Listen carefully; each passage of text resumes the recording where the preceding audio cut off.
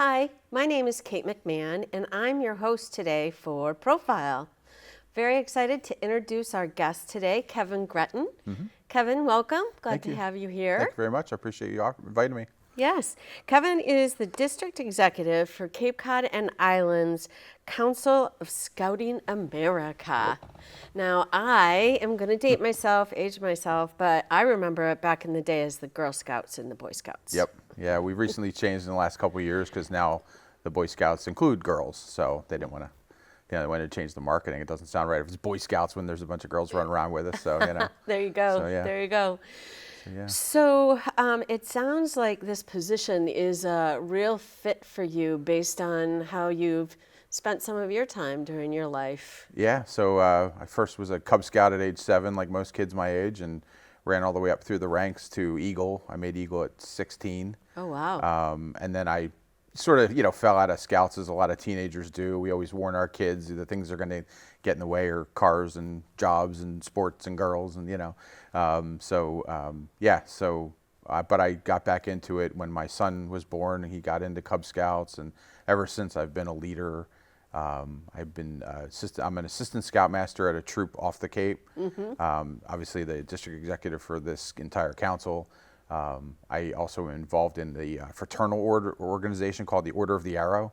Okay. So at 50, I went out and did my second level of Order of the Arrow. There's 3 levels. Okay. So I was the guy who running the program that weekend said, "I'm really impressed by you." I go, "Why?" He goes, "Because you're out here doing it and you're running circles around the kids." And I'm like, "I'm trying to show them that A, you can still do it, but B, you shouldn't wait 35 years to progress on in the ranks." But so yeah, it was a good time. But then the nice part is my son was going that weekend to do his first stage. They call it an ordeal. So he did the ordeal. And then I did what they call brotherhood, and I got to sash him. You wear a sash to show yeah. your level. So I got to sash him, and then about 2 weeks ago, we just went again, and I worked staff, and he got his brotherhood, and I got to sash him again. So it's really become a father-son, activity our entire life, That's wonderful. Yeah, I love it. Yeah, That's wonderful. So, yeah. So you're going to bring a ton of experience to the Cape and the islands. Hope to, yeah. Yeah, with the history you've had with Yeah. scouting. Yeah. So I bet you've got some great ideas that you want to bring here, as well as some things that happen pretty regularly with scouting. Yeah, one of the first things I said to my boss when I started, I said, "You guys don't have a national historical trail?" And she says, "No, nobody ever really established one." And I'm like, "That's kind of crazy because you have such great history here. I mean, all the way from not only Provincetown with the Pilgrims, but Yeah. Marconi Station, which is really important to the early, from the early stages of the country and this whole business, to the other end of the island. You've got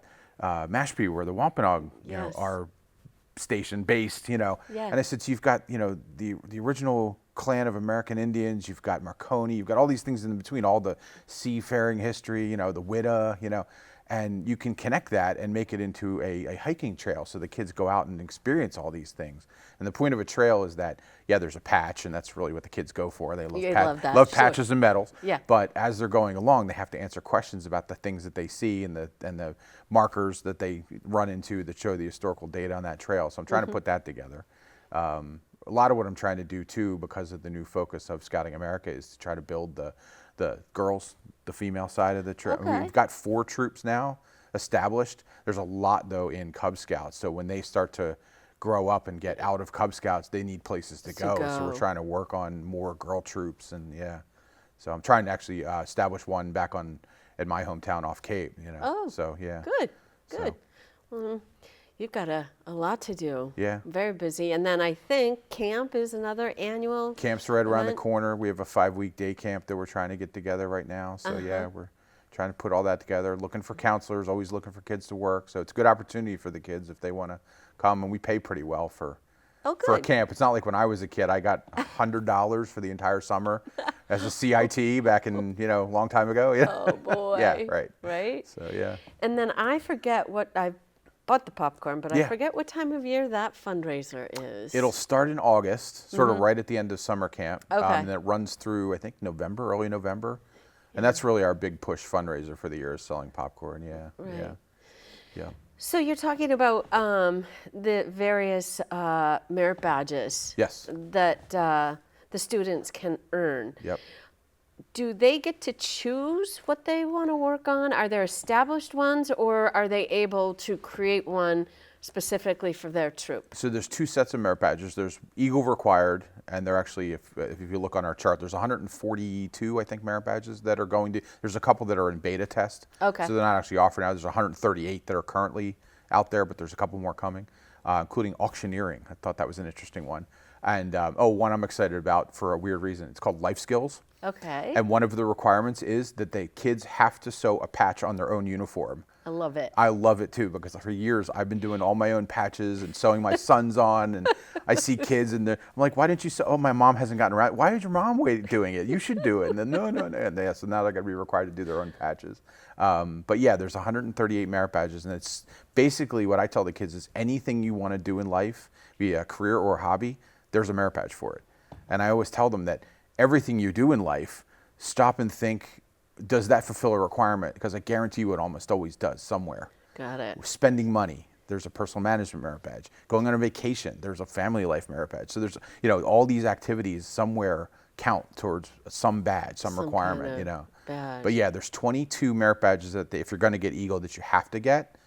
Camping and cooking and family life and emergency preparedness and personal fitness, just some of the ones. And then there's electives, and that's what all the rest of them are. It's just the electives that you can choose whatever you want. You find somebody, some adult who's an expert in that area. I'm signed up for about 12 different merit badges that I can teach. And then they can, meet with that person in a group and get the badges, And then we, of course, do a lot at summer camp. So, Yeah. So, yeah. That's great. Yeah, it's I fun. love that, the way you stated it, where just about anything in life can Yeah. be related to a merit badge. Yeah, everything from law to metalworking to aquatics badge. There's about That's great. 15 different ones for the different types of watercraft that you can, do. So yeah, there's shooting sports. There's geocaching. I mean, there's pet care. And you name it. There's a fun. badge out there for it. Yeah. That's really Yeah. fun. Yeah. Now, my son is long gone and not at the age where looking at activities to do. Yeah. But kids seem to be so busy nowadays with Yeah. sports and other activities. Yeah. How would we have families figure out how to add scouting to their weekly Yeah, that's a great activities? question. So that's actually going on one of my campaigns, is that to sort of realign parents thinking about scouts. Okay. Because for years I've heard, I was a scout and then I got into sports, and then they don't get their own children into sports. That's talking with the parents. They don't get their children because their kids are busy with baseball and soccer, and they're all wonderful things to do, swimming, dance, but you can integrate scouts with those other activities, and I tell parents that all the time, that you can, the troops and the packs will work around your schedule. Like they'll be meeting at certain times. Sure. But we have kids in my troop back home that we won't see them for 4 months because they're off doing ice hockey.